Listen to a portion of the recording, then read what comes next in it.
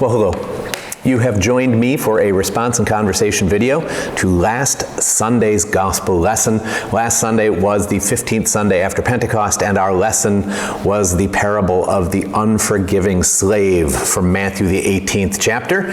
So we'll share the lesson again, and then we will jump into questions and observations that came in from the people of God, and I will endeavor to add something to the conversation. May God be gracious to all of us. So first, the lesson. Then Peter came and said to him, "Lord, if another member of the church sins against me, how often should I forgive? As many as 7 times?" Jesus said to him, "Not 7 times, but I tell you 77 times. For this reason, the kingdom of heaven may be compared to a king who wished to settle accounts with his slaves. And when he began the reckoning, one who owed him 10,000 talents was brought to him. And as he could not pay, his lord ordered him to be sold, together with his wife and children and all his possessions, and payment to be made. So the slave fell on his knees before him, saying, 'Have patience with me, and I will pay you everything.' And out of pity for him, the lord of that slave released him and forgave him the debt. But that same slave, as he went out, came upon a fellow slave who owed him 100 denarii, and seizing him by the throat, he said, 'Pay what you owe.' Then his fellow slave fell down and pleaded with him, 'Have patience on me, and I will pay you.' But he refused. And he went and threw him into prison until he would pay the debt. When his fellow slaves saw what had happened, they were greatly distressed, and they went and reported to their lord all that had taken place. Then his lord summoned him and said to him, 'You wicked slave, I forgave you all that debt because you pleaded with me. Should you not have had mercy on your fellow slave as I had mercy on you?' And in anger, his lord handed him over to be tortured until he would pay his entire debt. So my heavenly Father will also do to every one of you if you do not forgive your brother or sister from your heart." This is the gospel of the Lord. Thanks be to God. So the first response that came in, remembered that we talked about forgiveness in the catechism class, remembered that this lesson is just incredibly clear in its command that we forgive. This is not an invitation, it's not a solicitation, it's not something for saints as they acquire a certain level of holiness. This is the baseline expectation of Jesus, that we would forgive those who have offended us. But what if you ask someone for forgiveness and they say no? Then what? What if someone's hardened their heart against you and it doesn't matter what you say or do? There's no forgiveness, no softness, no mercy between you and them. I wish I could say that this doesn't happen very often, but of course it happens all the time. And sadly, it happens in the church. It happens among Christians. But let's be very clear here. Whereas I'm commanded to forgive, there is no command that I can invoke on the other person. There's nothing that I can say to them to make them forgive me if they won't hear this word from Christ themselves. And they're not going to hear it from me if I remind them. In my asking for forgiveness, I've acknowledged that I have a debt. I've acknowledged that I've done something wrong. And let's assume that's true. It is highly unlikely that the person that I've injured is going to look to me as a spiritual guide or some sort of spiritual coach that's going to give them good advice on how to have peace with God. One of the great horrors of our sin is that it limits our usefulness to God and to the kingdom with the people that we have injured. You understand that, of course. But in this particular situation, there's not much you can do. It's not nothing, though. There are things you can do indirectly around the edges. And these are things of great power. They're just not fast, usually. Of course, start with prayer. And pray first for yourself, that everything that you do from this moment forward, from this instant where you go to God, would be for the good of the other, that you are seeking to to set the other free from this brokenness that still binds them. That you're not looking for relief for yourself, you're not looking for a happy ending for yourself, you're not looking for a reconciliation in which your reputation is restored and you're recognized as being the good guy that made a mistake, sure, but then worked so hard to make things right. We're so slippery. No, you pray for yourself that you would be selfless in all that follows. And then start praying for the other person, that God would bring into their life whatever they need to be set free. Whatever it is that will lead them on a path of wholeness and restoration and forgiveness, that God would bring that to them. That God would bring them a pastor or a Christian friend or a spiritual guide that would help them embrace the commandment that God has on their life to forgive, even to forgive you. And that God would be merciful to them and not hold their lack of forgiveness for you against them. It's an incredibly hard thing to pray, and it's even a harder thing to mean when you pray. But before God, that you would take responsibility for the brokenness that exists between you and that other one, and that you would ask that God would not hold that brokenness against them. You're doing your best to walk with God. You know that this is part of the great debt that God has and will continue to forgive you as you live a life of forgiveness. So take it on yourself before the throne of God. Accept responsibility for all of it before the throne of God, and live in an awareness of that mercy, of that grace. And then think about justice. That to whatever extent you are allowed to make things right, work to make things right. If you've been a bad husband, a drunk, whatever it is, for 15 years, you owe her 15 years of decency, stability, and sobriety before we start having any thoughts or any conversations about how long this is going to go anyway. If you've been a brute, if you've been mean, whatever length of time you've been those things, well, you owe the other person that much time on a different path before we start to really wonder about tightening the screws. And at a certain point, I think that you should imagine setting them free of you. I'm not telling you to break vows. I'm not telling you to walk away. But if you have done something despicable, if you have utterly destroyed someone else, it may be that you help them imagine a life without you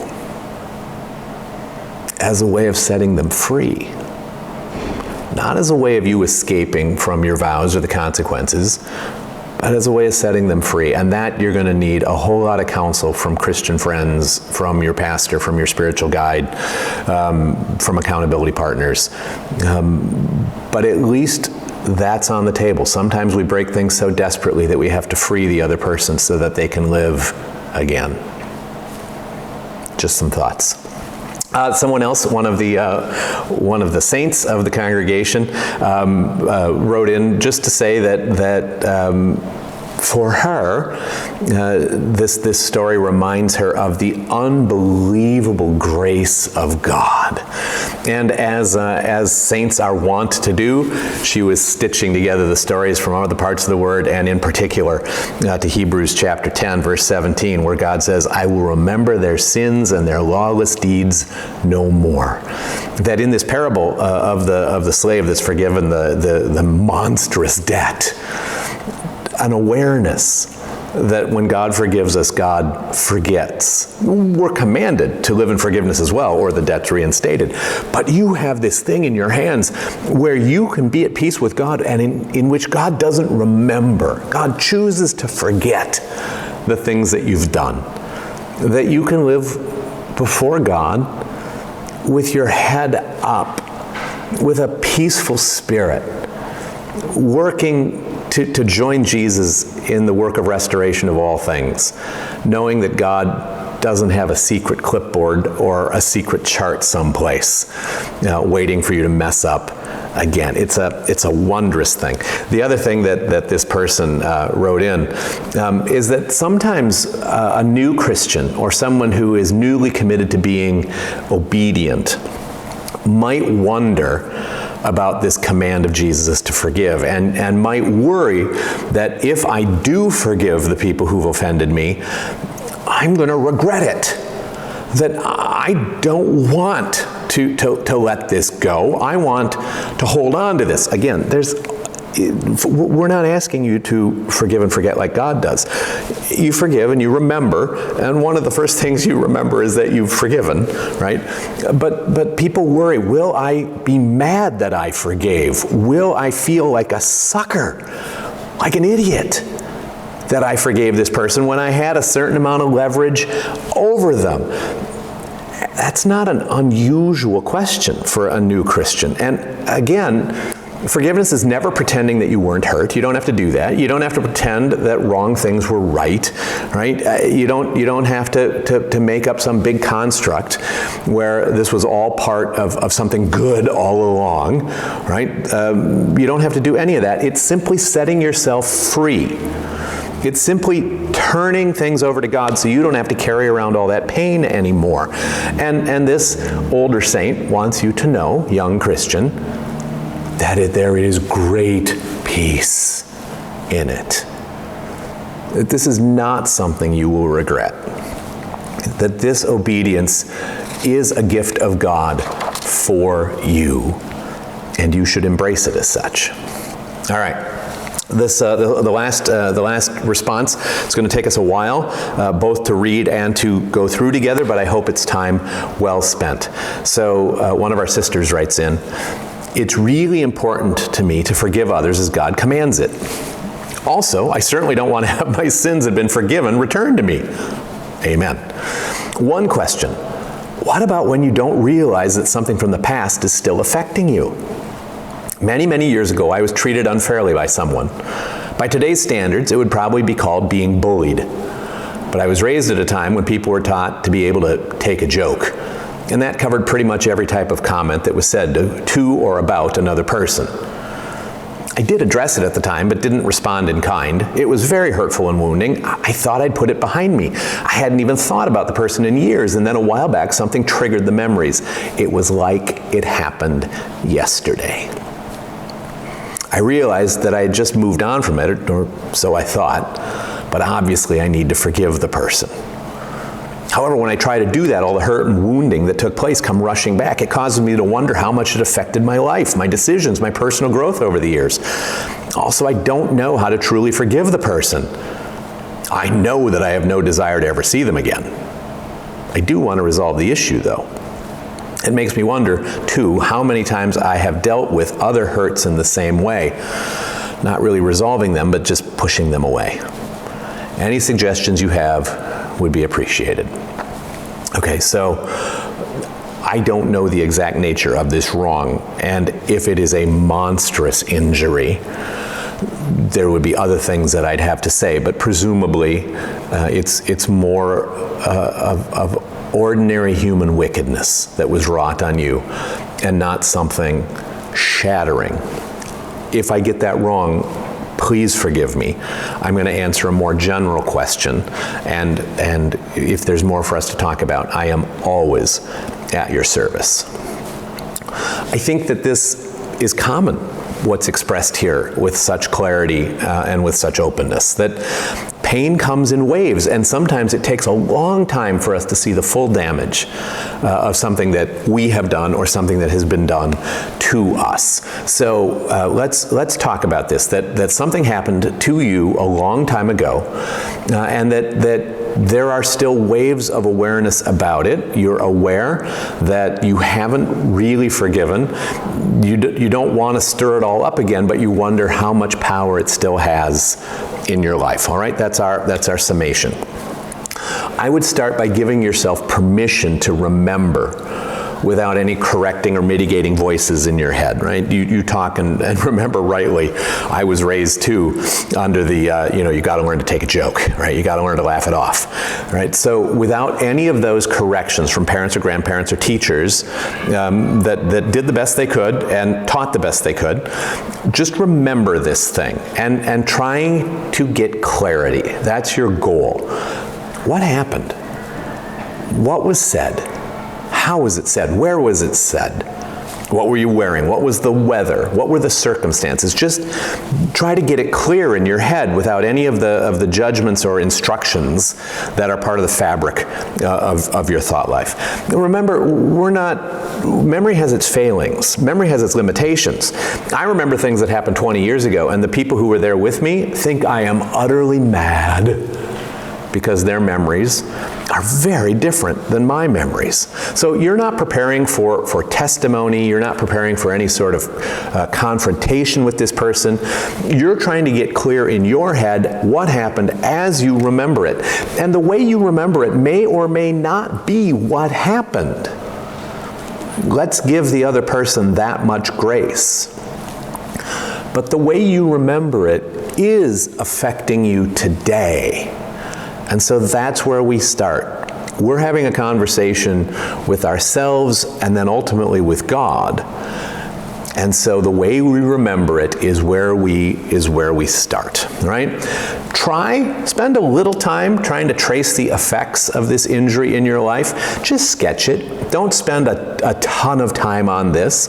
But if you can see that there's a straight line between whatever happened and your reluctance to be in crowds, or that you feel ugly, or that you wonder if anyone will be able to love you, it's important to know that. We don't want to make a victim of you. We don't want to foster victimization. We just want clarity so that your decisions can more and more be your decisions and not subconscious reactions to something that happened a long time ago. Our goal is that you would have your life back. Our goal is that you would have your strength back. So spend some time getting clear. Spend some time plotting it out. And then, by a force of will, turn it over to God for God's judgment. Accept that God will respond with discipline or mercy as He sees fit, right? There's that wonderful story, a wonderful part of the story of Job, where Job tells God, I didn't want to go to Nineveh because you're a God of mercy, and I was afraid you were going to forgive these horrible people. Right. We turn it over to God knowing that God might forgive this horrible person. Tell God that you waive your right to retribution. Tell God that you'll accept God's disposition of this matter. Feel free to join with Job and to tell God that you don't want to do this, that you think it's a bad idea, that you don't want mercy poured out on the person, and that you're only doing it out of obedience because of how much has been forgiven you. That's fine. You're free to say all of that. God knows anyway. And then focus immediately on how much God has done for you, how much God has forgiven you. Live here. This is your home. Come home every single day. The only way that we grow in forgiveness and grace for others as we remember how much we have received. So you want to cultivate that memory. You want to cultivate that awareness. You want to be here with God every day, knowing God's forgiveness, grace, mercy, support, wonder, that you become aware that it's the air you're breathing, right? That it becomes your world. And then bring to mind the times that you have injured other people. Stop thinking about what this person did to you and start thinking about what you did to others. Ask God to forgive you. Be fearless. Be specific. You didn't just say something rude. You said something incredibly cutting. You weren't just crabby.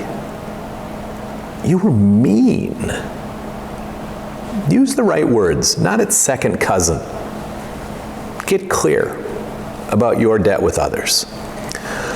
And then start asking people for forgiveness.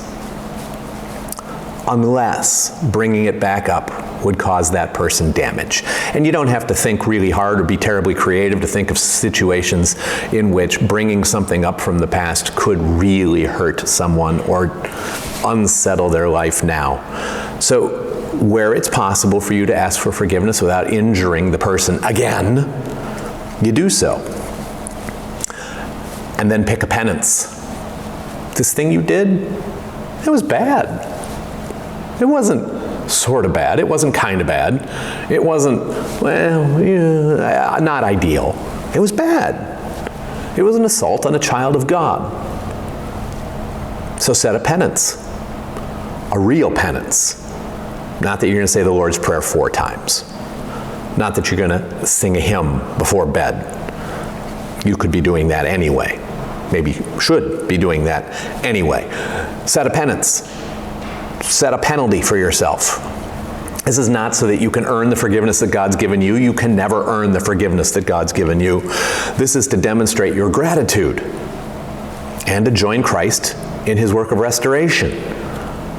That the least that we could do, having sinned against those Christ loved, is to go to work to make the world a better place. Here's where it is really beautiful. If you are working your own plan in your own way because of your own decisions, you've already escaped from the bondage of what that other person did to you. Can you see that? You are free. You are miles down the road, living your own life, in keeping with your own faith and your own sensibilities. You're not a sucker. You're not trapped. You're not living in the past. You're not bound. You're chasing righteousness in the way that you and God deem best.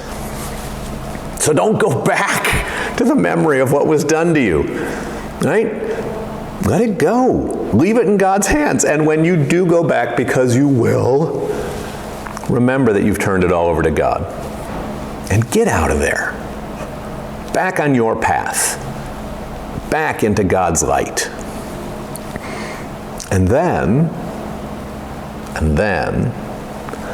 start to pray for the person who hurt you.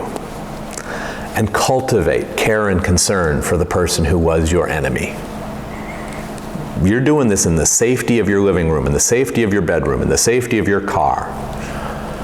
But that person hurt you because there's a brokenness in them. They lashed out at you because there is a need in them.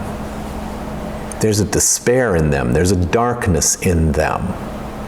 How do you know? Because they poured it out on you. You're redeemed. You're strong. You are being made whole.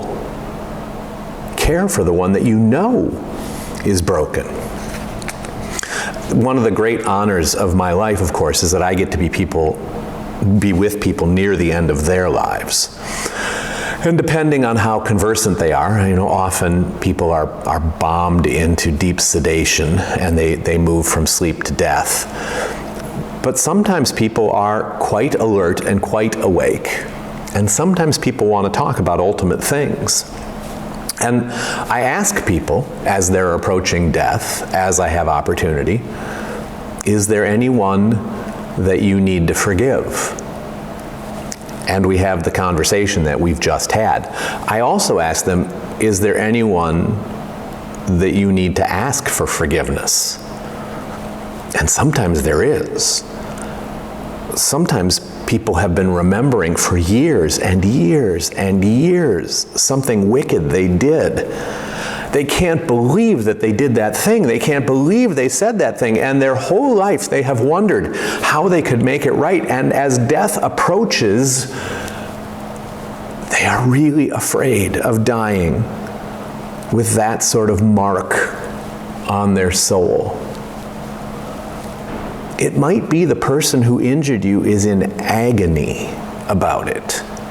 They might never have thought about it. They might be living a life of blissful unawareness, and they may think that you're ridiculous for bringing it up. But they might be remembering it too, and not know how to reach out to you, not be brave enough to reach out to you, not sure if you remember it, and if they talk about it, whether or not it would bring up all kinds of pain for you. It's possible the one who hurt you is suffering too.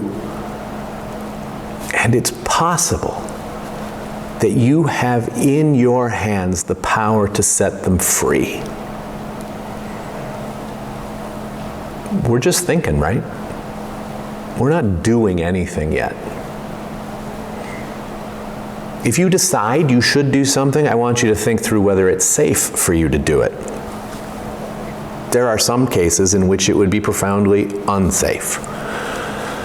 Those we have to approach with care. If you decide to give forgiveness to the person or convey to the person that you've forgiven them, you need to decide how you're going to do it. Are you going to send them a letter? Are you going to call them up? Are you going to ask to meet them?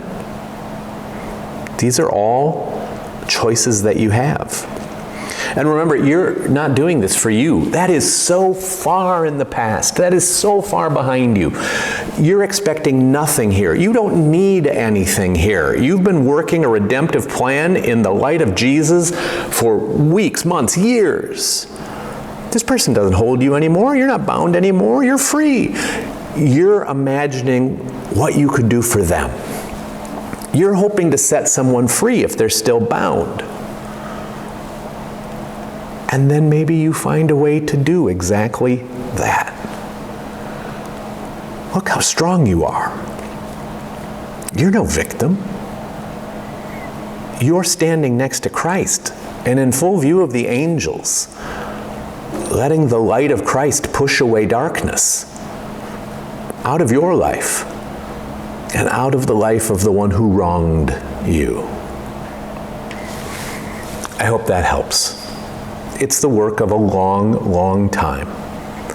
And it's the work of an instant that you give to God this wrong and trust that God will make you whole and do justice and mercy in the right proportion with the one who hurt you.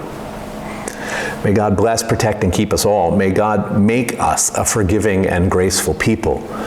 May God convince you that you are His, that you have been forgiven for Jesus' sake. And having been so richly blessed, may God make you an ambassador of grace. In the name of the Father, the Son, and the Holy Spirit. Amen.